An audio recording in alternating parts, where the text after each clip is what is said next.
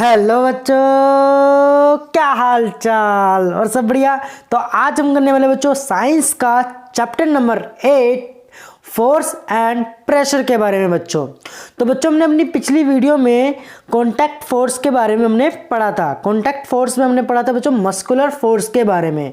अगर आपने वो वीडियो नहीं देखी है तो जरूर हमारे चैनल पर जाके आप वो वीडियो देख सकते हो बच्चों।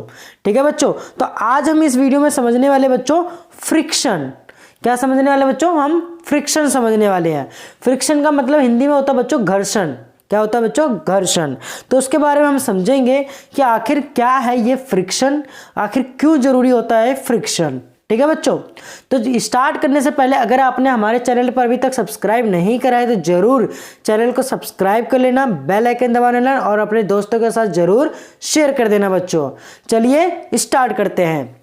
फ्रिक्शन देखो बच्चों, recall some of your experience. A ball rolling along the ground gradually slows down and finally comes to rest.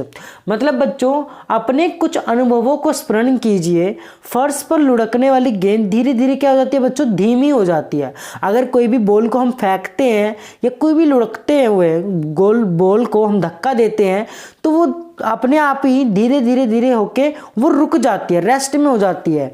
When we stop pedaling a bicycle, it's gradually slow down. अब बच्चों जैसे कि साइकिल चलाते समय जब हम पैडल चलाना बंद कर देते हैं तो ये भी धीरे धीरे धीमी हो जाती है। साइकिल भी क्या हो जाती है बच्चों? धीरे धीरे धीमी हो जाती है।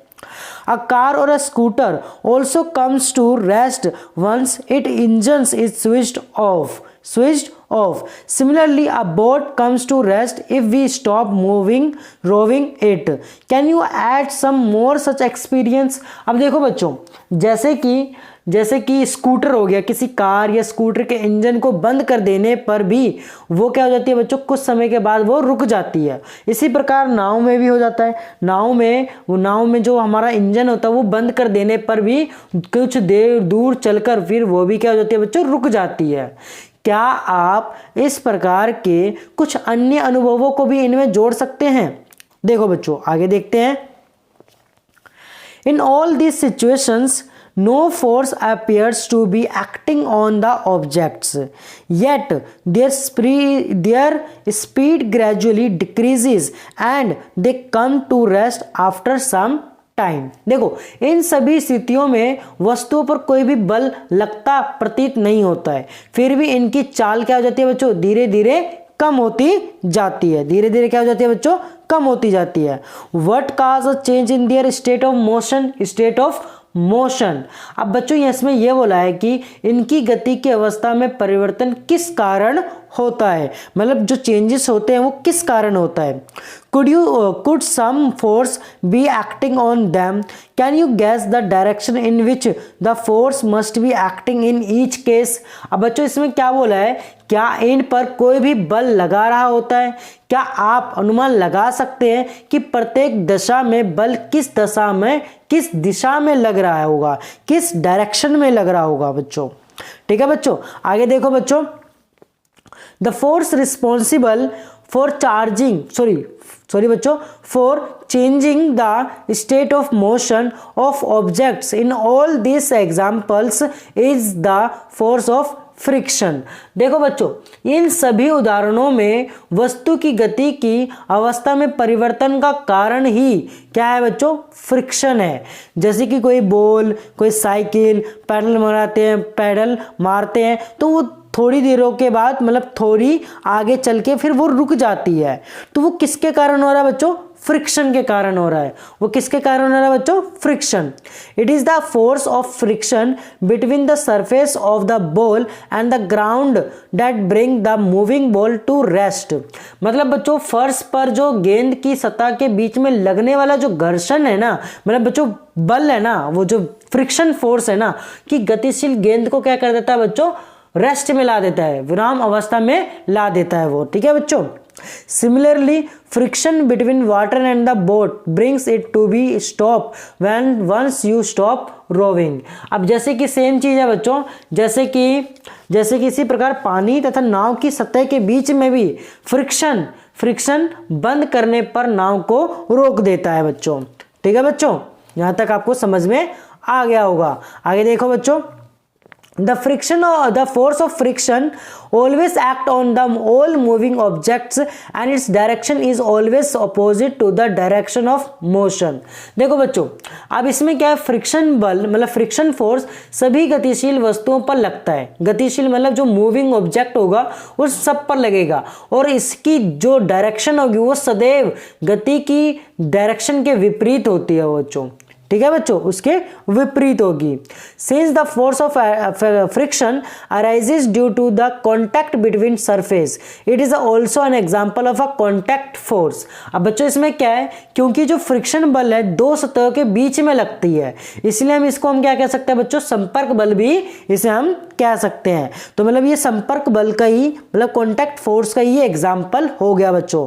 कॉन्टैक्ट फोर्स में हमारे मस्कुलर फोर्स आता है और एक हमारा आता है फ्रिक्शनल फोर्स, मतलब फ्रिक्शन फोर्स आ जाता है बच्चों।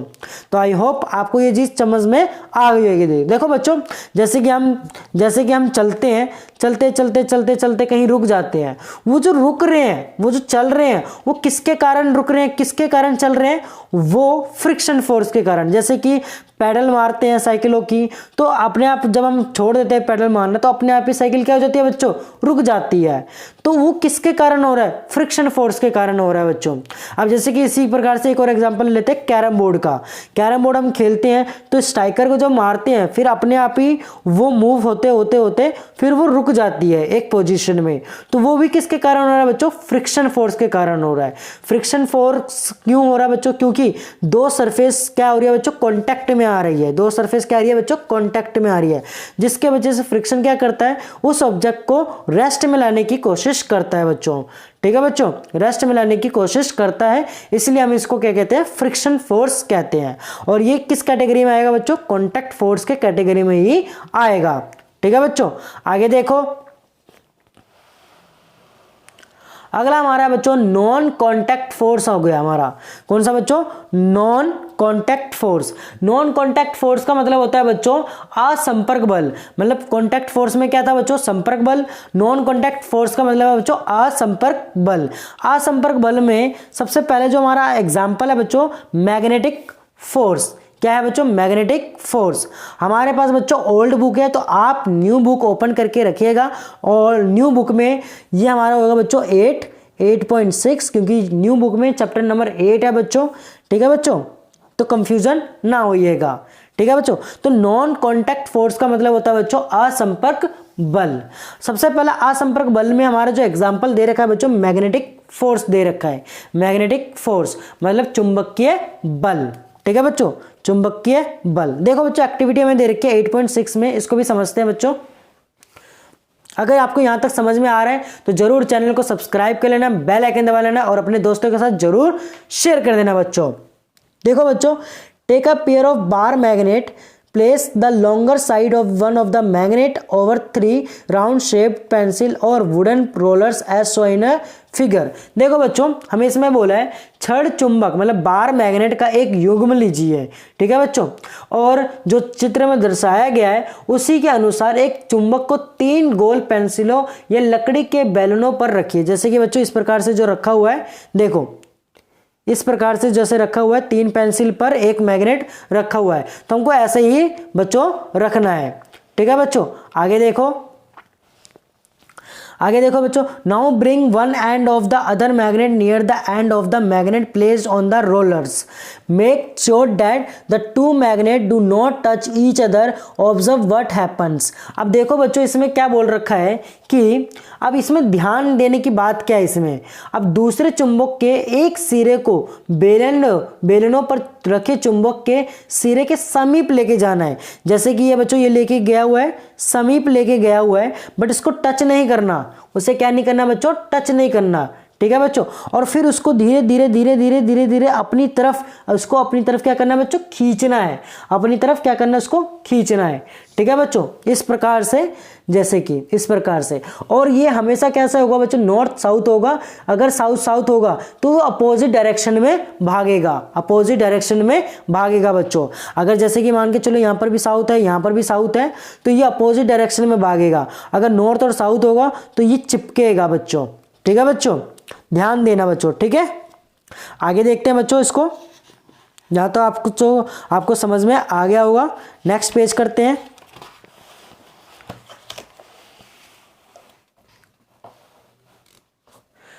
देखो बच्चों आगे क्या लिखा हुआ है, does the magnet on the rollers begin it to move when the other magnet is brought near it. देखो बच्चों, क्या जो बेलनों पर रखा चुंबक दूसरे चुंबक को समीप लाने पर गति करने लगता है? अब इसमें देखो, does it always move in the direction of the approaching magnet? What do this observation suggest? Does it mean that some force must be acting between the two magnet? इसमें बच्चों क्या बोला हुआ है, क्या ये सदैव समीप आने वाले चुंबक की दिशा में ही गति करता है? ये ऑब्जर्वेशन क्या सुझाते हैं?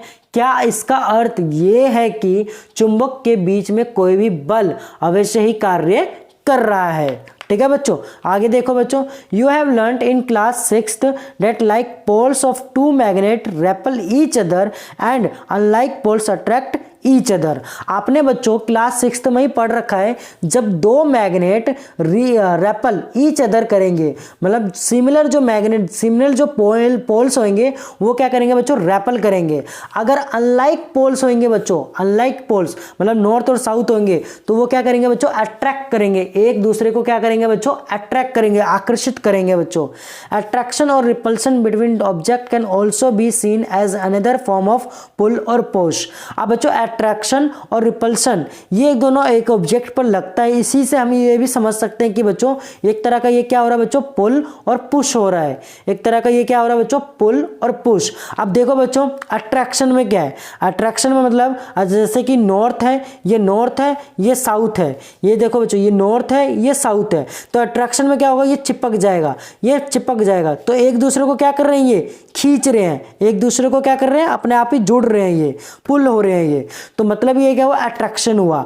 रिपल्शन क्या हुआ बच्चों, पुश हुआ, मतलब धक्का देना, अपने आप को अपोजिट धक्का देना।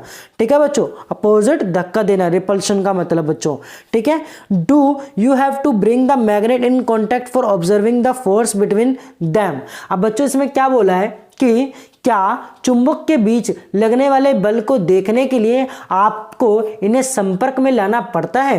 देखो बच्चों क्या संपर्क में लाना पड़ता है, देखो a magnet can exert a force on another magnet without being in contact with it.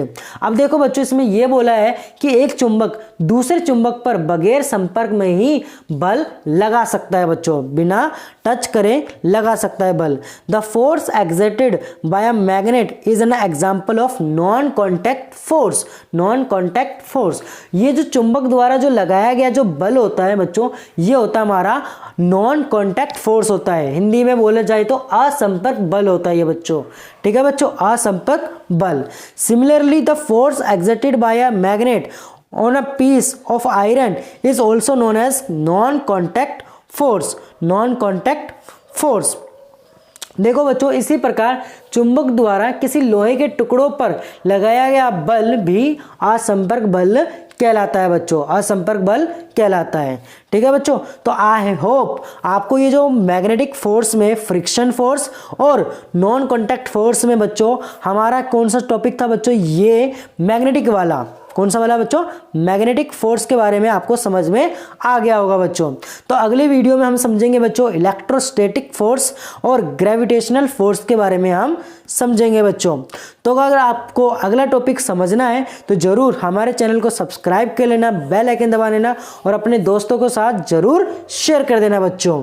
मिलते हैं अपनी अगली वीडियो में। आज की वीडियो के लिए बस इतना ही, धन्यवाद।